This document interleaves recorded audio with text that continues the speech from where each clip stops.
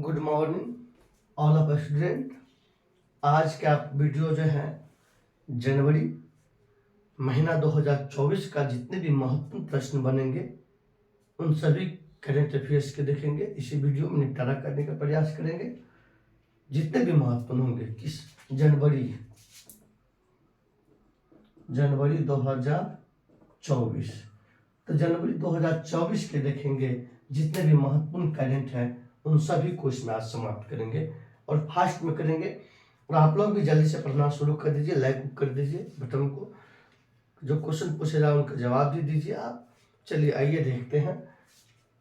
तो गणतंत्र दिवस 2024 में इससे पहले भी वीडियो बता दिए। चलिए जनवरी का है तो इसमें भी थोड़ा सा लेके ही चलेंगे। इसे देखिएगा 2024 में जो है 75वां गणतंत्र दिवस मनाया गया। अब आइए 75वां गणतंत्र दिवस मनाया गया, इसका थीम है विकसित भारत और भारत लोकतंत्र की मातृका। ये हो गया, इसका थीम हो गया। और इस बार जो है सर्वश्रेष्ठ झांकी का पुरस्कार जो है, मतलब सबसे सर्वश्रेष्ठ झांकी का पुरस्कार लोकतंत्र की जननी विषय पर दिया गया। जननी विषय पर जो है ना आधारित को दिया गया, जो आपको संस्कृत मंत्रालय का झांकी। इस बार जो है संस्कृत मंत्रालय के झांकी को जो है ना सर्वश्रेष्ठ झांकी का पुरस्कार दिया गया। और संस्कृत मंत्रालय के झांकी का नाम है लोकतंत्र जननी विषय पर आधारित। तो आइए राज्य के रूप में देखिएगा कि राज्यों में सर्वश्रेष्ठ झांकी का पुरस्कार ओडिशा को दिया गया। तो ये भी प्रश्न आपको बनते हैं। अब आइए देखते हैं। तो पहला पॉइंट अपना सब देखते हैं, सर्वश्रेष्ठ झांकी। सर्वश्रेष्ठ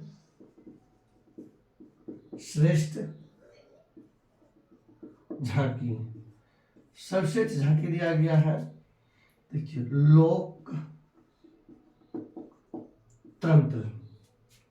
सर्वश्रेष्ठ झांकी है लोकतंत्र की जननी, लोकतंत्र की जननी विषय पर, जननी विषय पर आधारित।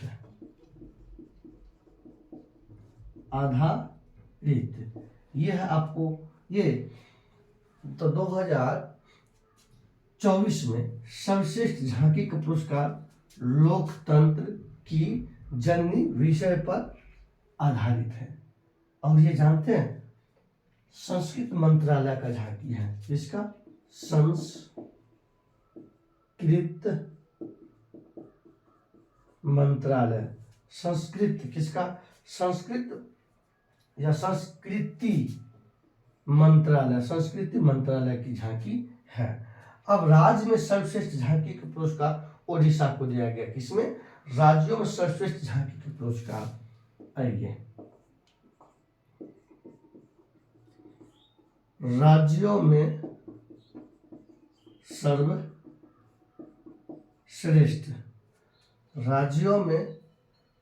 सर्वश्रेष्ठ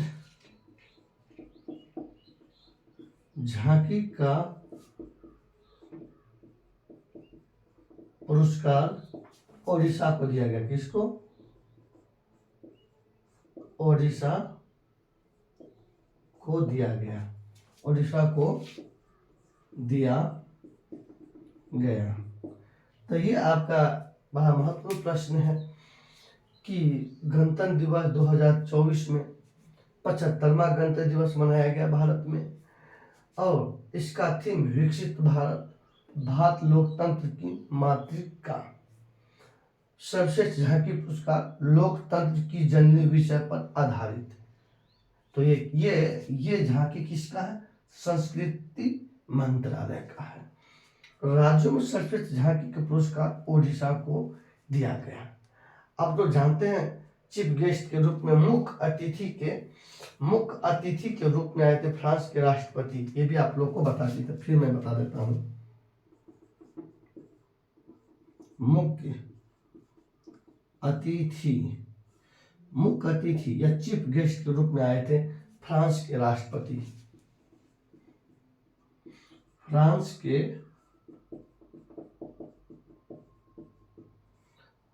राष्ट्रपति, फ्रांस के राष्ट्रपति इमैनुएल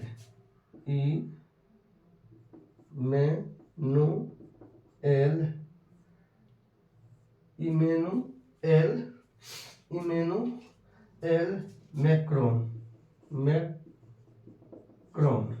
ये फ्रांस के राष्ट्रपति, ये जो मुख्य अतिथि के रूप में फ्रांस के राष्ट्रपति इमैनुएल मैक्रोन ये आए थे। तो चलिए आप लोग इसको स्क्रीनशॉट लीजिए जल्दी से। अगर स्क्रीनशॉट ले लिए हैं तो आपको चलिए स्क्रीनशॉट ले लिए होंगे।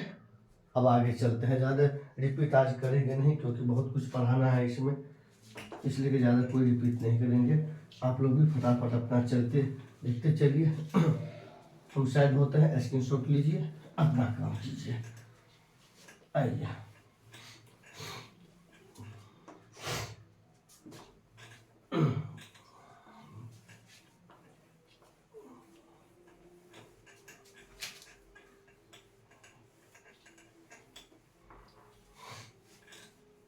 अब आगे देखते हैं अपना सब जितने भी देखेंगे। अब देखेंगे, अभी देखेंगे एक परियोजना है आपको, पर्वतीय काली सिंध चंबल नदी। आइए देखिए, एक परियोजना है आपका, उस परियोजना का नाम है पार्वती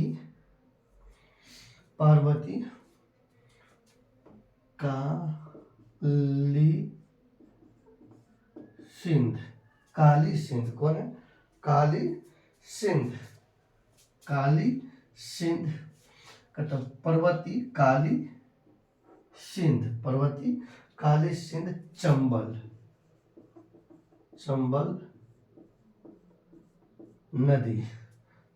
नदी लिंक परियोजना।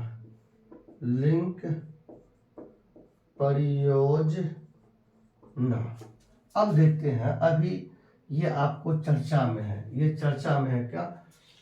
पार्वती होगा, सुन, पार्वती काली सिंध चंबल नदी लिंक परियोजना, पार्वती काली सिंध चंबल नदी लिंक परियोजना। तो सबसे पहले देखेंगे ये किन दो राज्य के बीच में अवस्थित है। तो ये आपको राजस्थान और मध्य प्रदेश के बीच में है, राजस्थान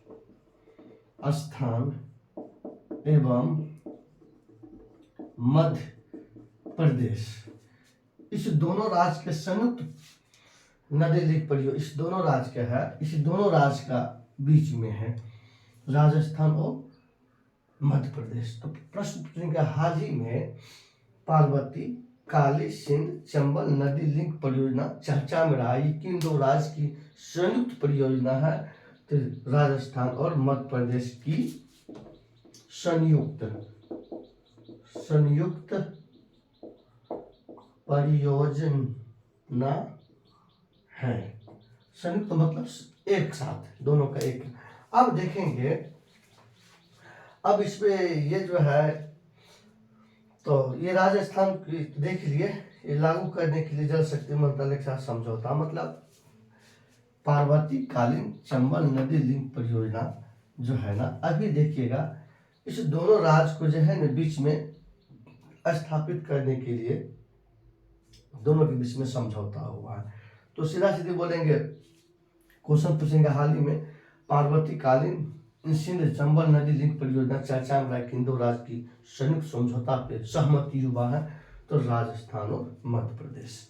तो सब जानते हैं राजस्थान की राजधानी जयपुर, मध्य प्रदेश की राजधानी भोपाल। कौन होगा? भोपाल। चलिए अब आगे चलते हैं, अपना सब इसमें ज्यादा कुछ इतना ही रखिएगा। अब अपना सब चलते हैं, देखिएगा अभी हिट एंड रन कानून। हिट देखिएगा बड़ा चर्चित में रहा है, हिट एंड रन कानून। तो अभी सबको जानते हैं, पूरा चर्चा में रहा ये पूरा प्रसिद्ध रहा, पूरे देश में लेकर के प्रोटेस्ट हुआ, आंदोलन हुआ। तो अब देखते हैं कि हिट एंड रन कानून ये केंद्र सरकार की कानून है। ये किसका कानून है? ये जो है ये केंद्र सरकार की कानून, ये केंद्र सरकार की कानून है। किसका? केंद्र सरकार की कानून है।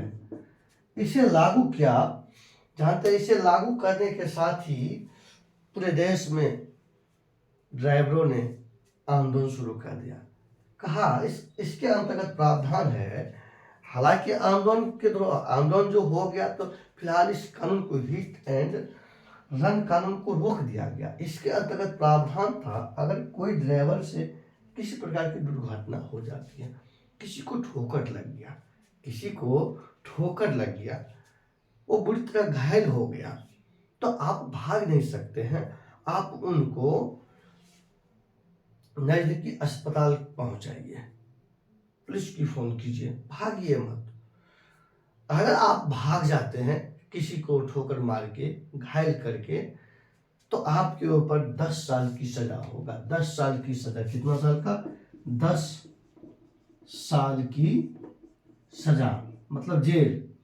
हाँ, और 7 लाख रुपए, 7 लाख रुपए, 7 लाख रुपए का जो है जुर्माना,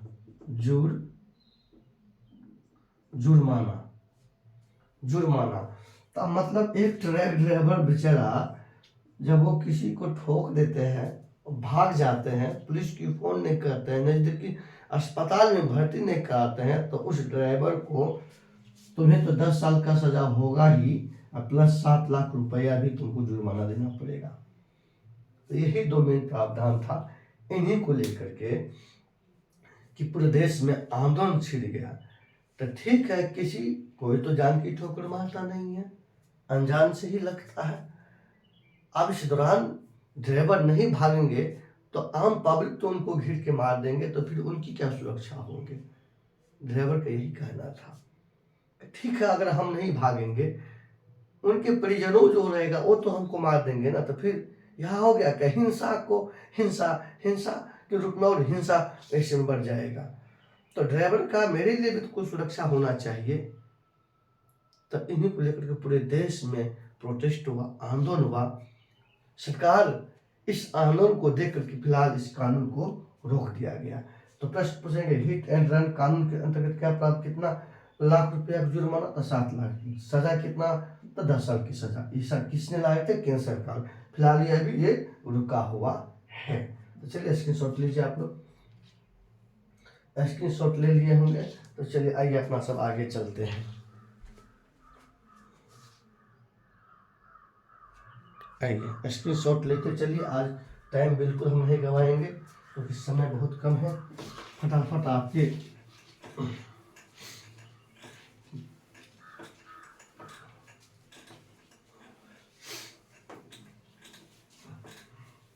ये सब पूरा जो प्रसिद्ध है, तो ये सब पूछे जाएंगे एग्जाम में। जो काफ़ी चर्चा में रहता है वो काफ़ी एग्जाम में पूछे भी जाते हैं, समझ गए ना। तो अब आइए, अब आगे चलते हैं। अपना से आगे कानून क्या है कि ई गवर्नेंस। अच्छा, ये कोई बात नहीं, महत्वपूर्ण देखेंगे जितने भी महत्वपूर्ण है ना। अब देखिएगा, असम सरकार ने कहा, एक कानून लाया। असम सरकार कहा, अगर कोई भी महिला 3 बच्चा से अधिक पैदा करते हैं,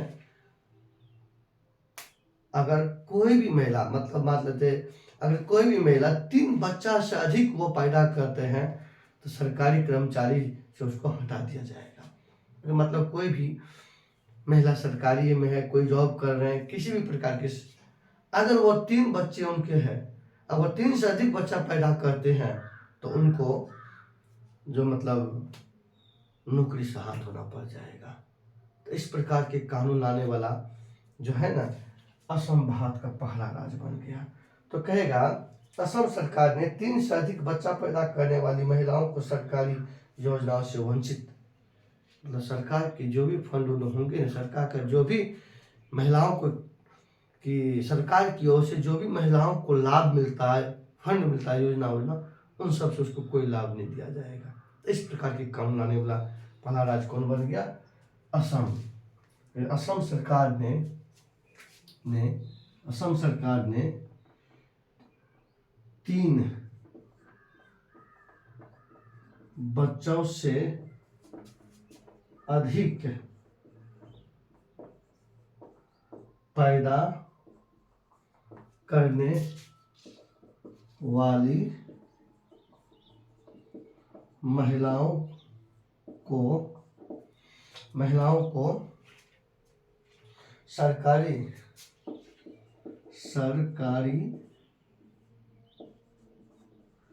योजनाओं से वंचित किया जाएगा। मतलब उसको कोई लाभ सरकार की ओर से नहीं मिलेगा। कहने के विचार ये है। तो आइए, तो इस प्रकार के कानून लाने वाला भारत का पहला राज्य कौन बन गया? असम बन गया। सब जानते हैं कि असम की राजधानी, आप लोग बताइएगा, असम की राजधानी कहाँ है? आप लोग बताइएगा। और एक बात जानते हैं कि असम में ब्रह्मपुत्रा नदी का मतलब ब्रह्मपुत्रा नदी का नाम ब्रह्मपुत्रा असम में ही पड़ता है। और असम के ही अंतर्गत विश्व का सबसे बड़ा नदी द्वीप स्थित है, माजुली। यहां लिखिएगा, विश्व का सबसे बड़ा नदी द्वीप, विश्व का सबसे बड़ा नदी द्वीप माजुली नदी द्वीप है, जो किस राज्य में? असम राज्य में स्थित है। और ये ब्रह्मपुत्रा नदी बनाती है। कौन सी नदी? ब्रह्मपुत्रा नदी बनाती है। तो कहाँ बनाती है? असम में बनाती है। मतलब असम से होकर के ब्रह्मपुत्रा नदी बहती है। असम से होकर के ब्रह्मपुत्रा नदी बहती है। तो चलिए, ये हो गया, ज़्यादा कुछ नहीं, क्योंकि आज हमको बहुत पढ़ाना भी है। अब आइए देखते हैं जगन्नाथ मंदिर। आइए, एक देखिएगा, जगन्नाथ मंदिर जो है, जगन्नाथ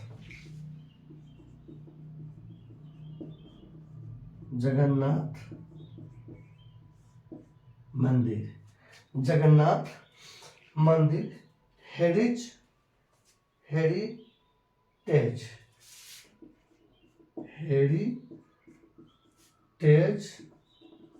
कॉरिडोर। देखिएगा, जगन्नाथ मंदिर हेरिटेज कॉरिडोर परियोजना, ध्यान दीजिएगा। ये जो है जगन्नाथ मंदिर हेरिटेज कॉरिडोर परियोजना, ये ओडिशा राज्य में है। परियोजना ओडिशा राज्य में है। अभी देखिए, इसलिए कि ये चर्चा में है क्योंकि 17 जनवरी से जो है ना, 17 जनवरी को आम लोगों को इसमें पूजा करने के लिए दरवाजा खोल दिया गया। 17 जनवरी से जो है ना, 17 जनवरी से आम लोगों के लिए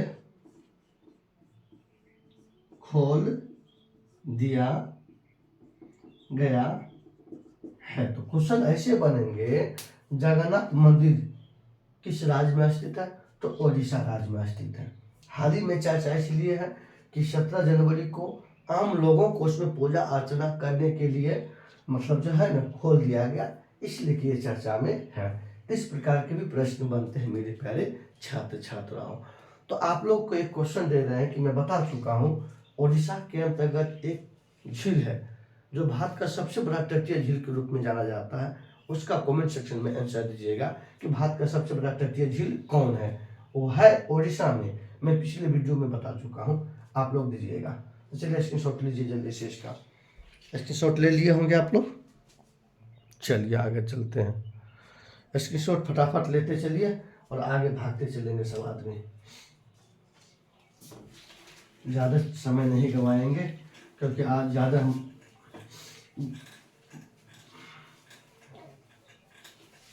जितने भी जनवरी का महत्वपूर्ण प्रश्न होंगे वो सब इसमें प्रयास करेंगे सलटने का।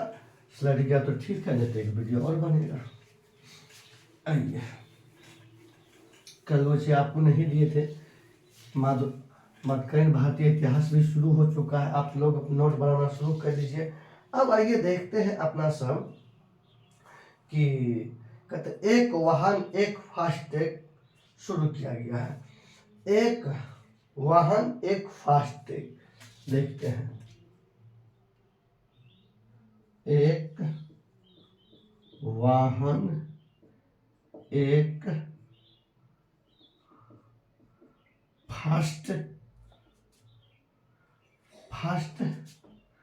एक वाहन एक फास्टैग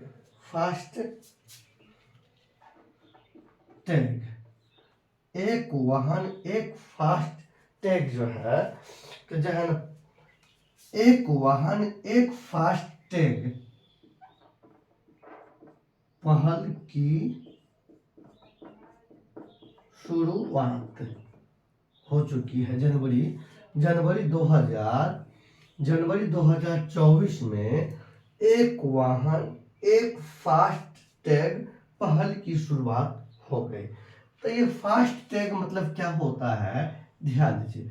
जैसे ये NH है, ये मानिए NH है। अब देखते हैं कि टोल टैक्स आता है? तो टोल टैक्स जो आता है तो जगह जगह लगा रहता है कुछ दूरी पे। आपको वहाँ अगर आपके पास में 4 व्हीलर गाड़ी है तो बिना आप टैक्स मतलब वहाँ पे आपको टैक्स देना पड़ता है, तब जाकर कुछ की दरवाजा खुलता है आगे बढ़ने के लिए। तो सरकार का अगर आप NH पे गाड़ी कर रहे हैं, आप ऐसा फास्टैग लगाइए कि फिर दोबारा लगाने की जरूरत नहीं है। बस तो मतलब इस प्रकार की फास्टैग अपना गाड़ी पे चिपका लीजिए। वो देखने के साथ उसको पता चल जाएगा कि उसके पास में है, वो अपना शटर खड़ा कर देंगे। अब तो चलते रहिए। तो पूरे भारत में इस प्रकार के एक नियम लाया। ये नियम आपको एक वाहन एक फास्टैग पहल की शुरुआत किया गया भारतीय राजमार्ग प्राधिकरण के द्वारा। ये किसके द्वारा शुरू किया गया? भारतीय राजमार्ग प्राधिकरण के द्वारा। भारतीय राजमार्ग ये शुरुआत किया आपको भारतीय राजमार्ग प्राधिकरण। ध्यान दीजिए, एक वाहन एक फास्टैग पहल की शुरुआत किसके द्वारा किया गया? भारतीय राजमार्ग प्राधिकरण के द्वारा। भारतीय राष्ट्रीय भी लगा दीजिए, यहाँ पे भी लगा दीजिए। देश का है ना, तो देश के लिए है तो भारतीय राष्ट्रीय राजमार्ग प्राधिकरण के द्वारा जनवरी 2024 में एक वाहन एक फास्टैग पहल की शुरुआत की गई। ये शुरुआत की गई जनवरी 2024 से। अब एक बार आप टोल टैक्स दीजिए, इस प्रकार की व्यवस्था किया गया। आप पूरे भारत अपना घूमिए। तो यही हुआ। ये प्रश्न पूछेंगे हाल ही में एक वाहन एक फास्टैग पहल की शुरुआत किसके द्वारा किया गया? भारतीय राष्ट्रीय राजमार्ग प्राधिकरण के द्वारा शुरुआत किया गया। चलिए, यही वो टोल प्लाजा उनको भी बोलते हैं। अब आइए आगे चलते हैं। अपना सब जो है ना, इस प्रकार की अब इस प्रकार के देखते हैं। अब देखिएगा, डॉक्टर भीमराव अंबेडकर का जो है, डॉक्टर भीमराव अंबेडकर का एक प्रतिमा लगाया गया है जिसका नाम है स्टैच्यू ऑफ सोशल जस्टिस। आइए, स्टैच्यू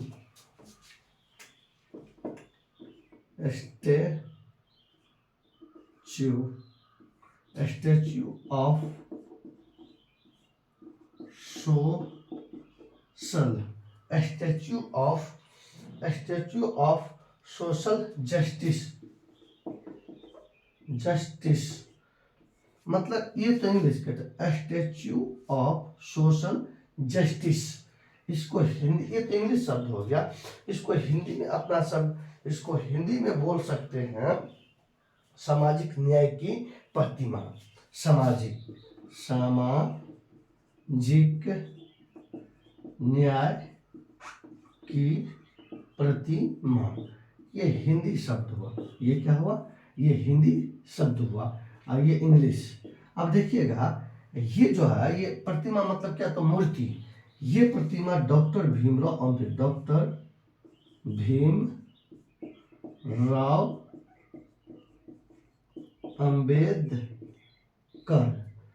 अंबेडकर, डॉक्टर भीमराव अंबेडकर की है ये प्रतिमा। और इसका अनावरण किया गया है आंध्र प्रदेश के एक स्थान है, तो आंध्र प्रदेश के एक स्थान है विजयवाड़ा। इसका यह स्थापित किया गया है आंध्र प्रदेश के विजयवाड़ा में जो है ना स्थापित किया गया है। ध्यान दीजिए, कहेगा स्टैचू ऑफ सोशल जस्टिस, मतलब सामाजिक न्याय की प्रतिमा। और ये प्रतिमा डॉक्टर भीमराव अंबेडकर की है। इसे आंध्र प्रदेश के विजयवाड़ा में स्थापित किया गया है। इसका अनावरण किए मतलब आंध्र प्रदेश के जो मुख्यमंत्री है जी किशन रेड्डी। देखिए आंध्र प्रदेश का जो है, सॉरी एक मिनट गलती बुला गया, जी किशन रेड्डी नहीं है। यहाँ के मुख्यमंत्री है जगन मोहन रेड्डी। यहाँ के आंध्र प्रदेश के सीएम जो हो गया सीएम जगन मोहन रेड्डी। ये जगन मोहन रेड्डी ये आपको कहाँ का है? सीएम, ये आंध्र प्रदेश की है। और यही जो है अनावरण की इस प्रतिमा का। तो ये आपको प्रश्न बड़ा वीवीआई है, एग्जाम के दृष्टिकोण से बड़ा महत्वपूर्ण है।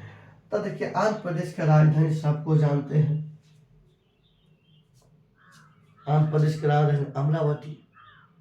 आंध्र प्रदेश की राजधानी अमरावती। और आंध्र प्रदेश भारत का एक प्रथम राज्य है जो भाषा के आधार पर गठन हुआ था। लिख लीजिए 1953 ईस्वी में आंध्र प्रदेश को भाषा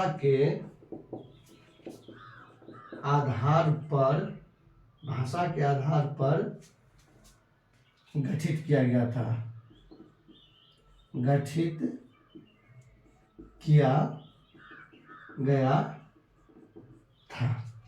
देखिए तो 1953 ईस्वी में आंध्र प्रदेश को भाषा के आधार पर गठित किया गया था। ये भारत का पहला राज्य है कि जो राज्य के रूप में सबसे पहले मान्यता दिया गया था। बना था कौन? आंध्र प्रदेश, भाषा के आधार पर 1953 ईस्वी में। तो चलिए आप लोग इसको स्क्रीनशॉट लीजिए, जल्दी से फटाफट भागेंगे। स्क्रीनशॉट लेते चलिए और चलते रहेंगे, अपना सब रुकेंगे नहीं। आज ज़्यादा हम भी आपको इसमें ज़्यादा समय नहीं लेंगे, क्योंकि जो भी महत्वपूर्ण पॉइंट है केवल उनको लेकर के भागना है। और जल्दी से जनवरी के जितने भी महत्वपूर्ण प्रश्न हैं एग्जाम में जो बनेंगे वो सब आपको हम इस वीडियो में करवा रहे हैं। आसानी से आराम से पेज पढ़िए और लिखिए और रिवाइज कीजिए, क्योंकि ये एंटीबायोटिक बन चुका है करंट अफेयर्स। इसको छोड़िएगा तो जानते हैं कोई भी अगर बात आपकी कमजोर हो जाएगा तो बड़ी परेशानी होगा रिजल्ट होने में, समझिए। और अच्छी तरह से मेहनत कीजिए, जब पढ़ाई कर रहे हैं तन मन धन से पढ़िए। अब आइए आगे देखते हैं अपना सब। देखते हैं हमारी तबीयत खराब है उसके बावजूद भी हम आपके बीच में खड़े हैं। अब देखते हैं ISCC प्लस। अब देखिएगा ISCC प्लस जो है अब सबसे बड़ी बात अपना सब देखते हैं, 1 मिनट रुक जाइए।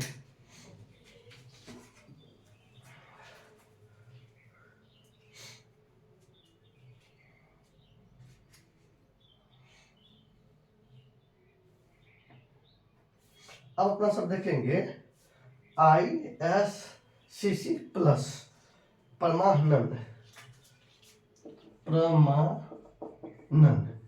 अब सबसे देखेंगे ISCC प्लस परमानन 2024 में किस कंपनी को ये प्रमाणन प्राप्त हुआ? तो देखिएगा, रिलायंस इंडस्ट्री कंपनी को जो है, रिलायंस इंडस्ट्री कंपनी जो है ISCC प्लस प्रमाणन प्राप्त करने वाला ये भारत की पहली कंपनी है। क्योंकि प्लास्टिक जो कचरा होता है, उस प्लास्टिक कचरा से जो है ना, देखिए प्लास्टिक जो होता है, प्लास्टिक कचरा जो होता है को रासायनिक रूप से जो है ना पुनर्निर्माण किया गया। मतलब ये एक ऐसा, रिलायंस इंडस्ट्री कंपनी जो है, रिलायंस इंडस्ट्री कंपनी जो है, रिलायंस इंडस्ट्री कंपनी, रिलायंस जो हो गया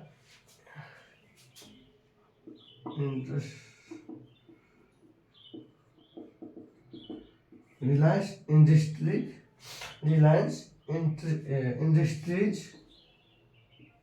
कंपनी, रिलायंस इंडस्ट्रीज कंपनी, ये जो है ISCC प्लस प्रमाणन 2024 प्राप्त किया। और ये प्रमाण जो है प्राप्त करने वाला ये भारत की पहली कंपनी है। ये भारत की पहली कंपनी है, भारत की पहली कंपनी है इस प्रमाण को प्राप्त करने वाला। एक आप क्या, रासायनिक विधि से कचरा को जो है ना पुनः निर्माण कर दिया, फिर से उसको जो है ना अलग अलग ढंग के वस्तु बनाने का जो है ना बना लिया। इसी को लेकर के इसको दिया गया जो है, इसको जो दिया गया कि प्लास्टिक कचरा से, प्लास्टिक कचरा को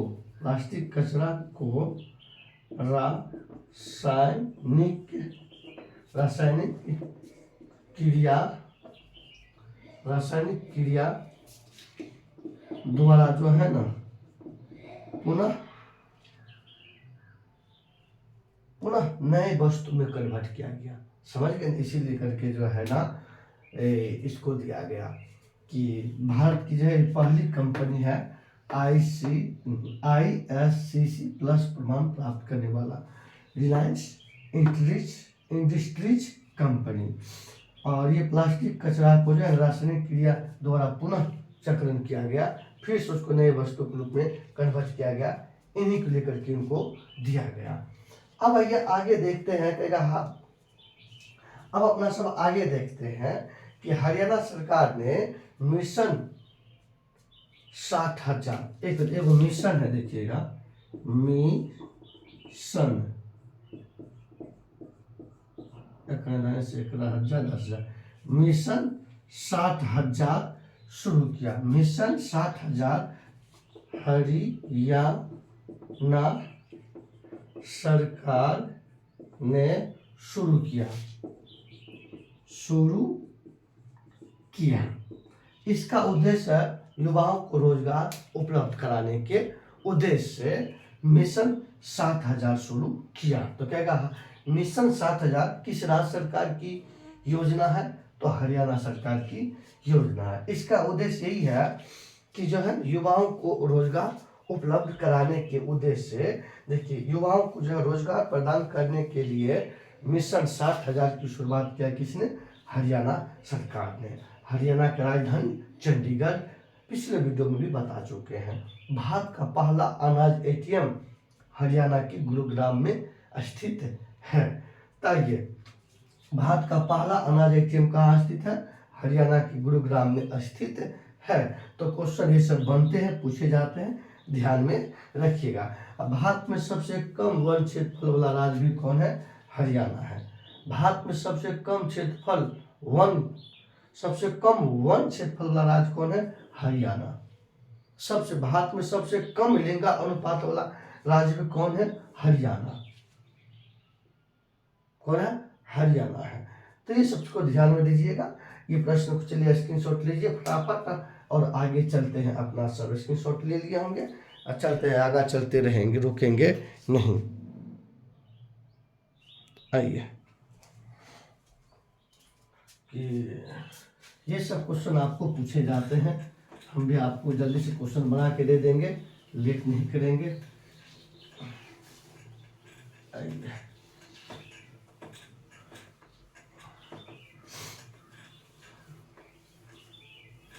आइए आगे अपना सब चलते हैं। अब आगे अपना सब चलेंगे।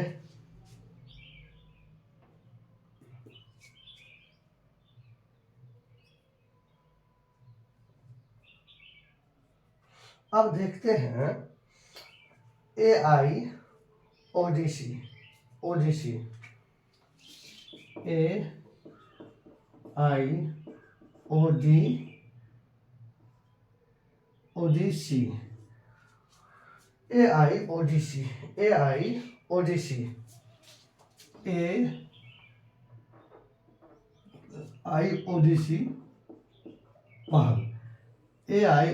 पहल की शुरुआत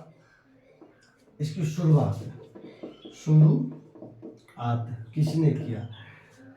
AI ओडिसी पहल की शुरुआत माइक्रोसॉफ्ट इंडिया ने किया। तो माइक्रोसॉफ्ट इंडिया ने किया, इसको किसने किया? माइक्रोसॉफ्ट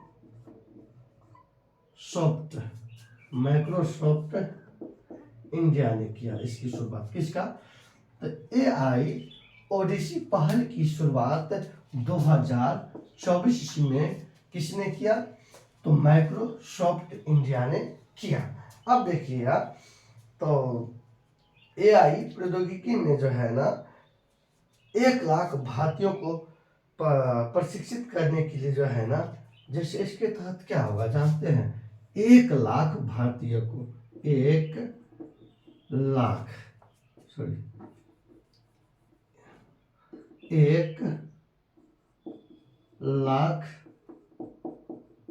भारतीय को प्रशिक्षित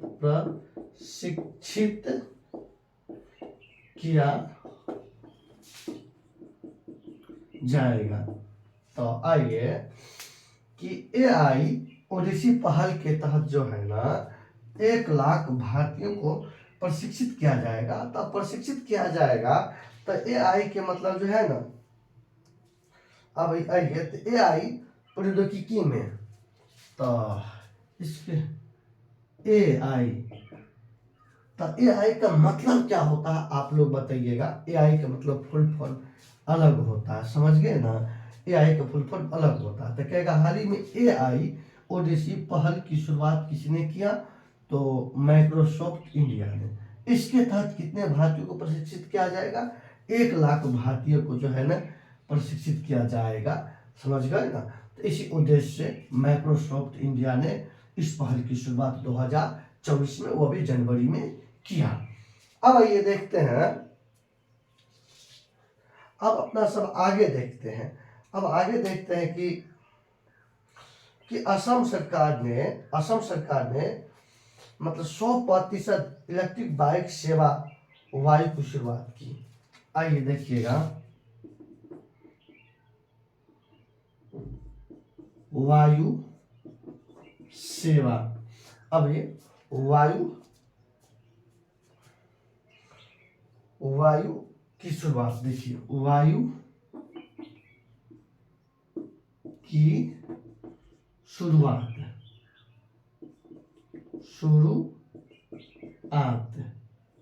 किया। ये आपको वायु की शुरुआत मतलब समझाते ये क्या है। वायु की शुरुआत असम सरकार ने किया। इसका मतलब क्या होता है कि असम सरकार का हमारे राज्य में 100% मतलब पूरे इलेक्ट्रिक बाइक का ही यूज होगा राज्य में। उसके लिए शुरुआत क्या? कौन? वायु। उसके लिए शुरुआत क्या किया? वायु। कि प्रश्न पूछेंगे, कैसे प्रश्न पूछेंगे, ध्यान दीजिए। प्रश्न कैसे पूछेंगे, कौन सा राज्य 100% इलेक्ट्रिक बाइक को शुरू करने के लिए वायु पहल की शुरुआत किया? तो असम सरकार ने। तो वायु पहल की शुरुआत के तहत जो है ना 100% इलेक्ट्रिक बाइक सेवा शुरू करने वाला भारत का पहला राज्य बन गया कौन? असम बन गया।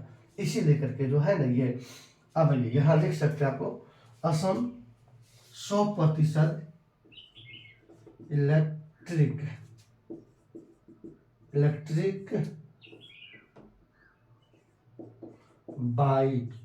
बाइक सेवा शुरू करने वाली भारत की पहली राज्य बन गई। पहली राज्य बन गई, भारत की पहली राज्य बन गई। तो इसके लिए किस पहल की शुरुआत किया? वायु पहल की शुरुआत किया। किसकी शुरुआत किया? वायु की।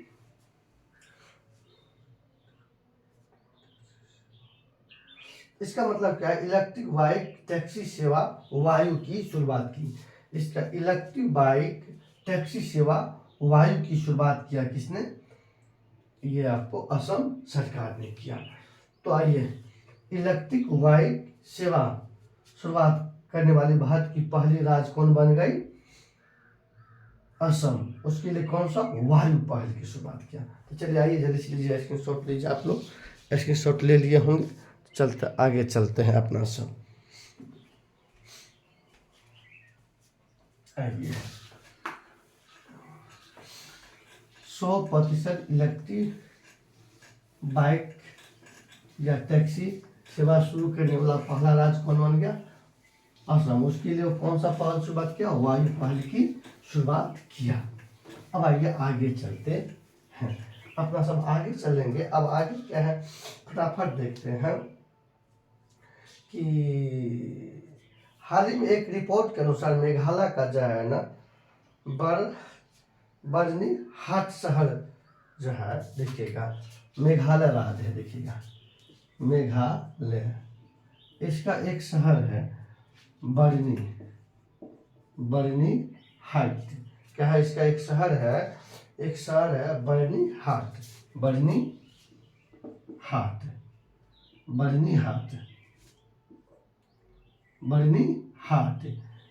ये शहर है, किसका शहर है? मेघालय की। यह भारत का सबसे प्रदूषित शहर है। ये जो है 2024 के अनुसार ये भारत की सबसे प्रदूषित शहर है। कौन?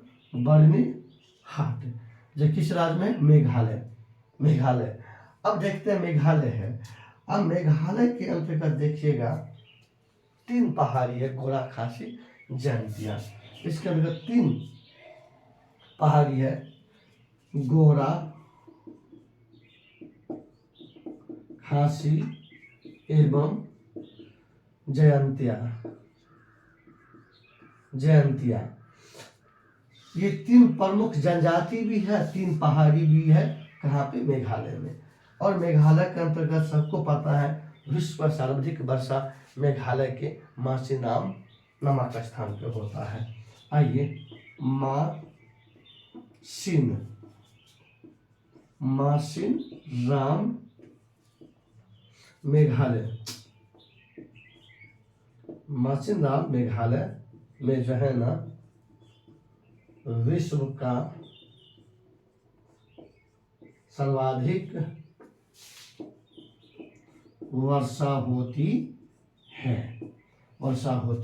है। तो भारत का 2000 मतलब हालिया रिपोर्ट के अनुसार सबसे प्रदूषित शहर बरनी हाट शहर है। किस राज्य में है? मेघालय में है। किस राज्य में है? मेघालय में है।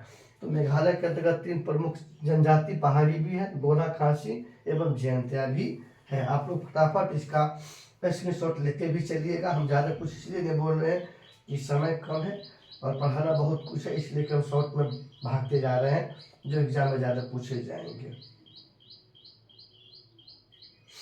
अब आगे देखते हैं, हट्टी समुदाय को जो है ना अनुसूचित जनजाति का दर्जा दिया गया। अब देखते हैं, आप लोग इसको ले लिएंगे स्क्रीनशॉट, तो हम आगे चलते हैं। अब आइए देखते हैं,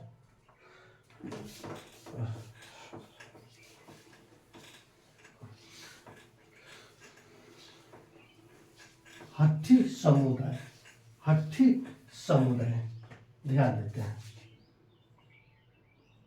हट्टी समुदाय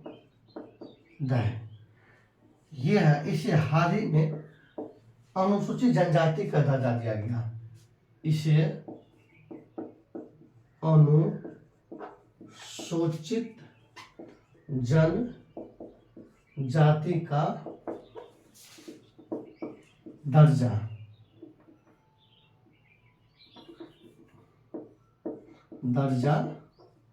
दिया गया है। तो सबसे पहले हट्टी समुदाय की जनजाति जो है, तो हट्टी समुदाय की जनजाति ये हिमाचल प्रदेश में है। ये कहाँ की जनजाति है? ये हिमाचल प्रदेश, ये हिमाचल प्रदेश की अनुसूचित जनजाति है। अभी इसको 2024 में अनुसूचित जनजाति की दर्जा दिया गया। किसको? हट्टी समुदाय को अभी देवे किया गया है। तो प्रश्न पूछेगा, ये अनुसूचित जो है ये दर्जा देता है राष्ट्रपति। ये किसी भी जाति को अनुसूचित जनजाति घोषित करता है कौन? राष्ट्रपति। देखिए, किसी भी जाति समुदाय को अनुसूचित जनजाति राष्ट्रपति घोषित करता है। राष्ट्रपति घोषित करता है। तो क्वेश्चन बन सकता है, किसी भी जाति को अनुसूचित जनजाति की दर्जा कौन देता है? तो राष्ट्रपति देता है। राष्ट्रपति को ऐसा अधिकार दिया गया है। तो चलिए, आप लोग जो है ना, तो प्रश्न ये चर्चा में है, इसलिए कि एग्जाम में बनेंगे, इसलिए आप लोग इसमें शॉर्ट लीजिए और फटाफट आगे चलते हैं अपना सब, और इसको जल्दी से खत्म करते हैं। अभी देखते हैं अपना सब पंचायत से संसद तक का कार्यक्रम। एक देखिएगा, पंचायत से संसद तक कार्यक्रम, इसकी शुरुआत लोकसभा अध्यक्ष ओम बिरला ने किया। लोकसभा अध्यक्ष देखिएगा, लोकसभा अध्यक्ष ओम बिरला ने। तो प्रश्न पूछेंगे, पंचायत से संसद तक कार्यक्रम, पंचायत से संसद तक कार्यक्रम की शुरुआत किसने की? लोकसभा अध्यक्ष ओम बिरला। लोकसभा अध्यक्ष ओम बिरला। तो आप लोग क्वेश्चन दीजिएगा, लोकसभा अध्यक्ष के प्रथम महिला लोकसभा अध्यक्ष कौन बनी? प्रथम महिला लोकसभा अध्यक्ष कौन बनी? कमेंट सेक्शन में आंसर दीजिएगा। तो पंचायत से संसद तक कार्यक्रम जो है, इसकी शुरुआत किया लोकसभा अध्यक्ष। अब सबसे बड़ी बात देखते हैं, ओम, इसका उद्देश्य है जीवन स्तर की जो है ना, जमीनी स्तर की महिला नेताओं को सशक्त बनाना। जो गांव में महिला नेता है उन सबको सशक्त बनाना, मजबूत बनाना के उद्देश्य से ये शुरुआत किए गए, उद्देश्य से शुरुआत किए गए। तो इसका उद्देश्य लिख सकते हैं, इसका उद्देश्य लिख सकते हैं कि जमीनी स्तर पर महिला नेताओं को मजबूत बनाना, सशक्त बनाना। देखिए, जमीनी स्तर पर महिला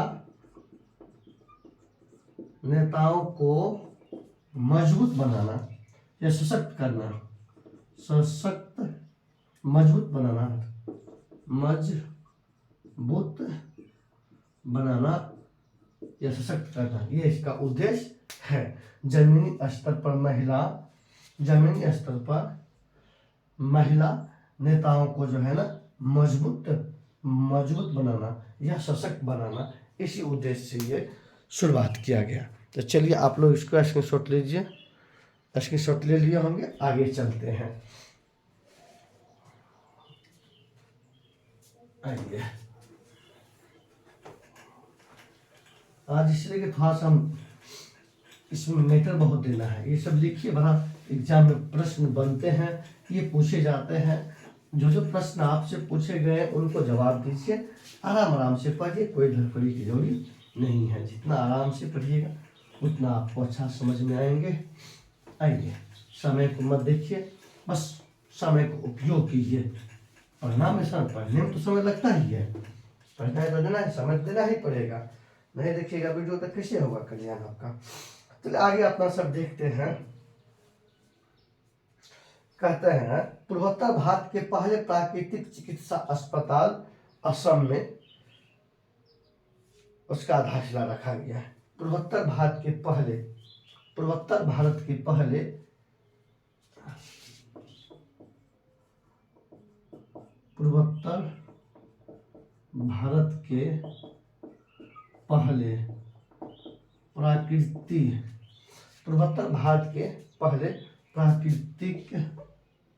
प्राकृतिक चिकित्सा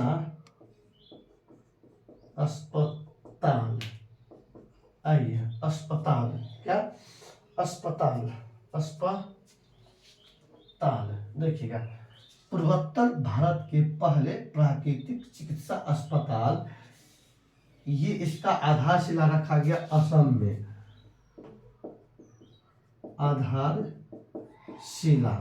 इसका आधारशिला रखा कहाँ? असम में रखा गया। कहाँ रखा गया? असम में रखा गया। मैं थोड़ा सा इंक दे देता हूँ इसमें, असम में रखा गया है। तो क्या पूर्वोत्तर भारत में, उसे पूर्वोत्तर भारत को सात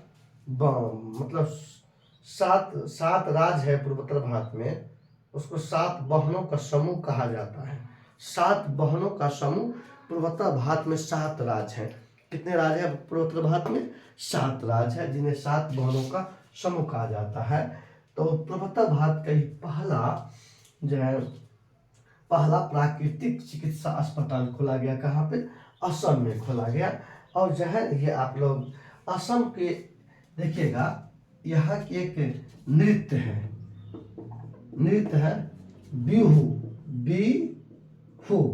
बिहू जो है ना, असम में बड़ा प्रसिद्ध है, बड़ा पेपर में पूछे जाते हैं। बिहू नृत्य है, ये किस राज्य में प्रसिद्ध है? तो असम में प्रसिद्ध है। कहाँ प्रसिद्ध है? असम में प्रसिद्ध है। अब ये आगे अपना सब देखते हैं कि भारत जो है हांगकांग को पीछे छोड़ते हुए विश्व के 4थे स्थान पे हो गया शेयर बाजार में।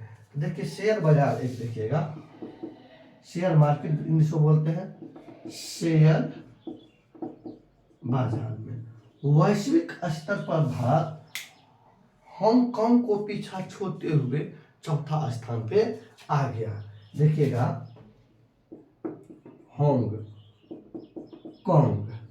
हांगकांग देश को पीछा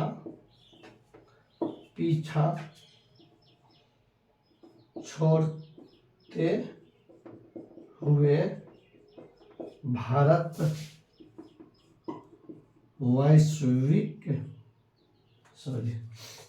जो है थोड़ा सा ये भी आज गड़बड़ा ये रहा है। वैश्विक स्तर पर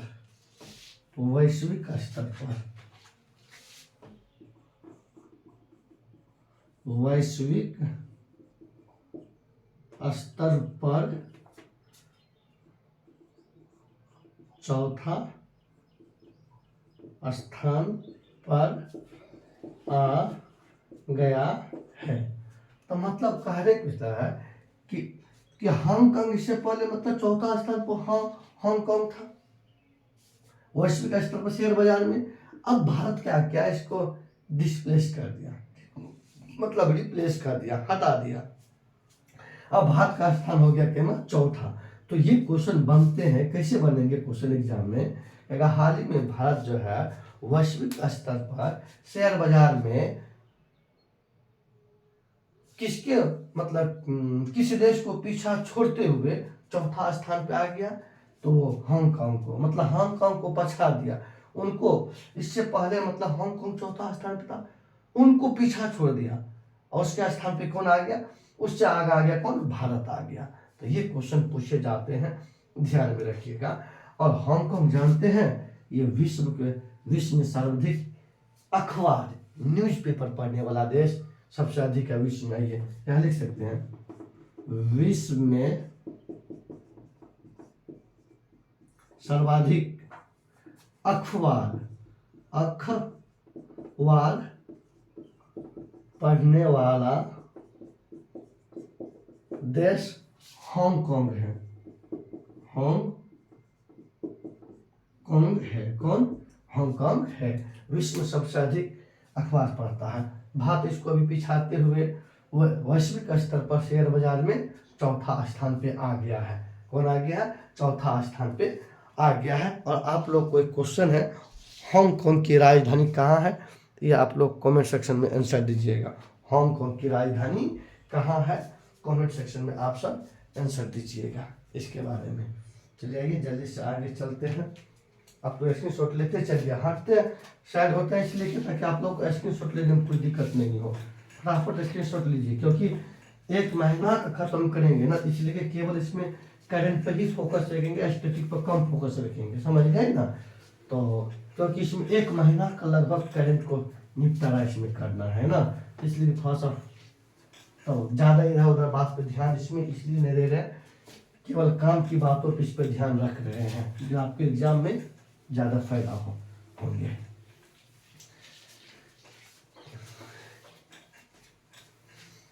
हम प्यार में जीते मरते जाएंगे, देखेंगे देख लेंगे। आइए आगे चलते हैं मेरे प्यारे छात्र छात्राओं। अब देखते हैं कि उत्तर प्रदेश के मथुरा में वृंदावन में भारत का पहला पूर्ण बालिक सैनिक स्कूल खोला गया। देखिए भारत का जो है ना, भारत का पहला पूर्ण बालिका सैनिक स्कूल खोला गया।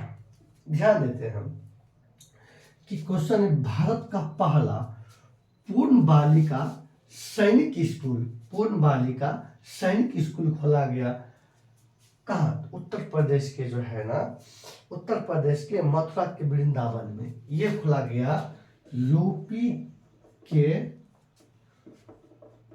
मथुरा के वृंदावन में खोला गया है।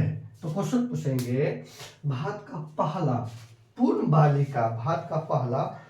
बालिका सैनिक स्कूल कहाँ खोला गया, तो उत्तर प्रदेश के मथुरा के वृंदावन में खोला गया। अच्छा एक बात बताइए, आप लोग दीजिएगा, मैं पीछे भी बताया था कि मैं पीछे भी आप लोग को बताए थे, पशु शवदाह या पशु शमशान कहाँ खोला गया, मैं पिछले वाला वीडियो में बता चुका हूँ, आप लोग इसलिए बताइएगा और बच्चा दीजिएगा जवाब। तो आइए अब आगे अपना सब चलते हैं कि अब सबसे पहले इसका उद्घाटन किया, जानते हैं, रक्षा मंत्री राजनाथ सिंह इसका उद्घाटन किया। मतलब जो है इसका उद्घाटन किया रक्षा मंत्री राजनाथ सिंह के इस सैनिक विद्यालय का उद्घाटन किया। अब ये आगे अपना सब चलते हैं। अब अपना सब कहाँ चलेंगे, आगे चलेंगे कि देखिएगा, प्रधानमंत्री नरेंद्र मोदी ने अयोध्या में जो है महर्षि वाल्मीकि एयरपोर्ट अयोध्या धाम की उद्घाटन किया। बड़ा महत्वपूर्ण आई महर्षि वाल्मीकि महर्षि वाल्मीकि एयरपोर्ट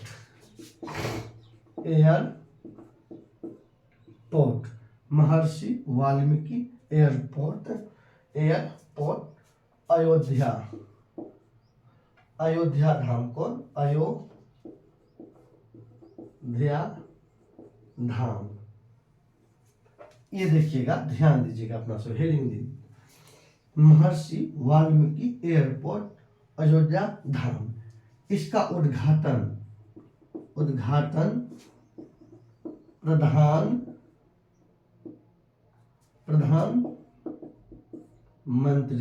प्रधानमंत्री नरेंद्र मोदी ने उद्घाटन किए। और जानते हैं, तो इसे जो है अंतरराष्ट्रीय हवाई अड्डा का दर्जा भी प्रदान हो गया है। इसे जो है ना अंतरराष्ट्रीय हवाई अड्डा का भी दर्जा प्रदान किया गया है। मतलब इसे अंतरराष्ट्रीय हवाई अड्डा का भी दर्जा दिया गया है। कहेगा, हाल ही में महर्षि वाल्मीकि एयरपोर्ट अयोध्या धाम का उद्घाटन प्रधानमंत्री के द्वारा किया गया। ये किस राज्य में है? तो ये यूपी में है। कहाँ पे? उत्तर प्रदेश में है। और इसे अंतरराष्ट्रीय हवाई अड्डा का भी दर्जा प्रदान किया गया है। इसलिए कि ये महत्वपूर्ण पॉइंट है, इसलिए कि इसको आप लोग नोट कीजिएगा। तो ये सब जानते, इसे काफी पूछे जाएंगे। अब ये आगे देखते हैं, पंजाब राज्य दुर्घटना संभावित क्षेत्र को जो है ना ब्लैक स्पॉट के रूप में मैपिंग करने वाला पहला राज्य बन गया। मतलब क्या हुआ? कहने की विचार है, जो दुर्घटना वाला क्षेत्र है ना, कुछ दुर्घटना जो मतलब जिस क्षेत्र में दुर्घटना होने की संभावित है, उन्हें जो है ना ब्लैक, उन्हें क्या कहा गया? उन्हें ब्लैक स्पॉट कहा गया। ब्लैक स्पॉट के रूप में उसको आइए समझते हैं। पहले इसको ले लीजिए, थोड़ा नीचा हो जाता है, उसके बाद आगे चलिए। स्क्रीनशॉट आप लोग इसको लीजिए, स्क्रीनशॉट ले लिए होंगे। आइए अब आगे चलते हैं, इसको मिटा के।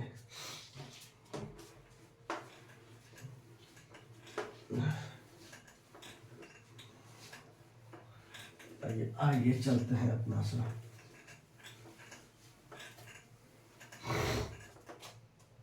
अब देखिएगा, ब्लैक स्पॉट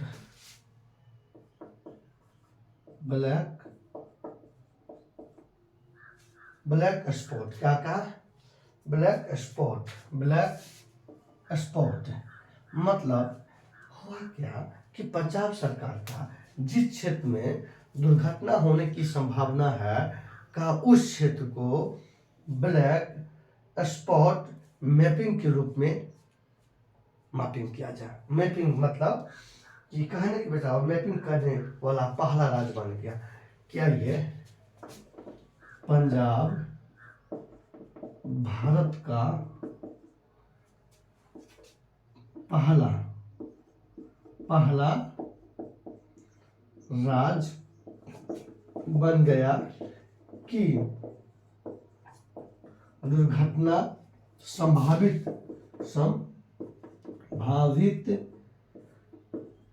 क्षेत्रों को ब्लैक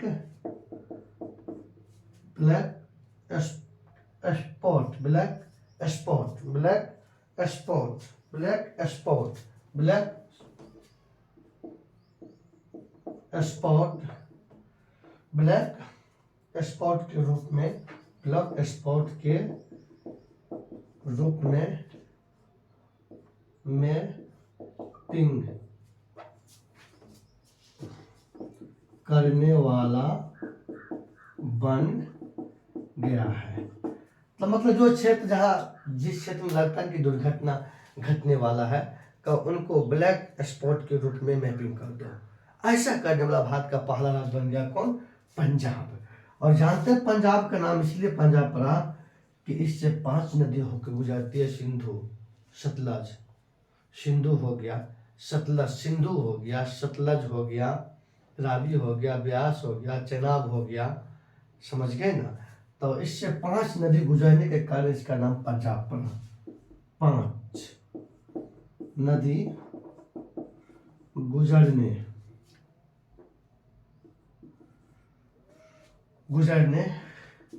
के कारण इसका नाम पंजाब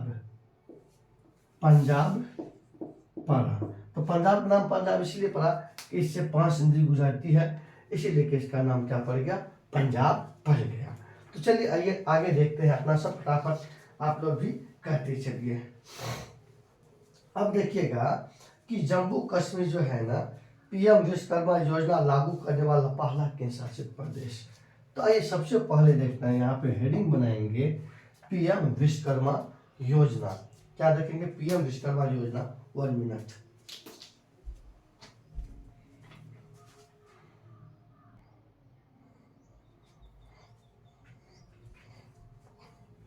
आइए देखते हैं पीएम विश्वकर्मा योजना। पीएम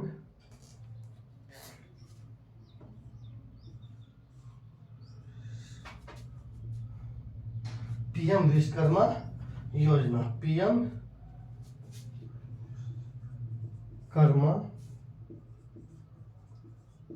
योजना।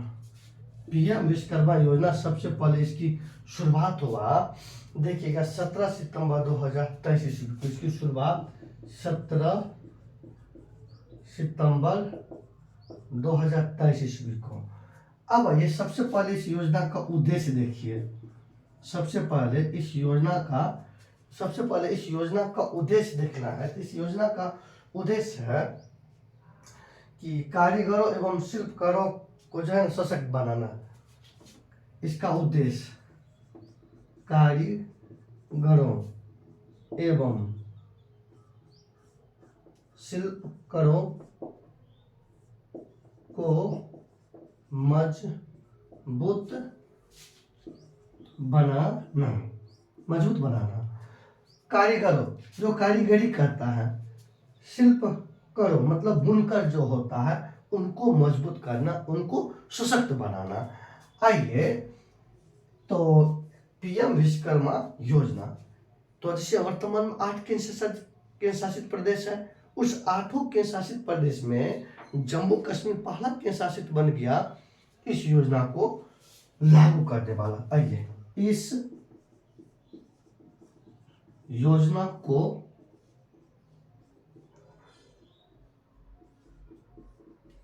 लागू करने वाला पहला केंद्र शासित प्रदेश जम्मू एंड कश्मीर बन गया है। प्रश्न पूछेंगे, पीएम विश्वकर्मा योजना को लागू करने वाला पहला केंद्र शासित प्रदेश जम्मू कश्मीर। इस योजना की शुरुआत 17 सितंबर 2023 ईस्वी को। इस योजना का उद्देश्य कारीगरों एवं शिल्पकारों को जो है ना मजबूती प्रदान करना या उसको सशक्त बनाना। ये हो गया और बाकी बात रह गया, तो अगला वीडियो में देखेंगे। आज के लिए ही आप लोग लाइक कीजिएगा, कमेंट कीजिएगा। जो भी आंसर दिया गया, तबीयत खराब है इसलिए कि मैं आराम से बनाया हूँ। आवाज़ से ही आप लोग को पता चल जाएंगे कि कितना बहुत लंबी समय से मैं बीमार चल रहा हूँ, उसके बावजूद आप लोग के लिए बनाया हूँ। तो चलिए कोई बात नहीं, चलिए आप लोग भी पढ़िए मन से। आज का सेशन यहीं समाप्त करता है। धन्यवाद।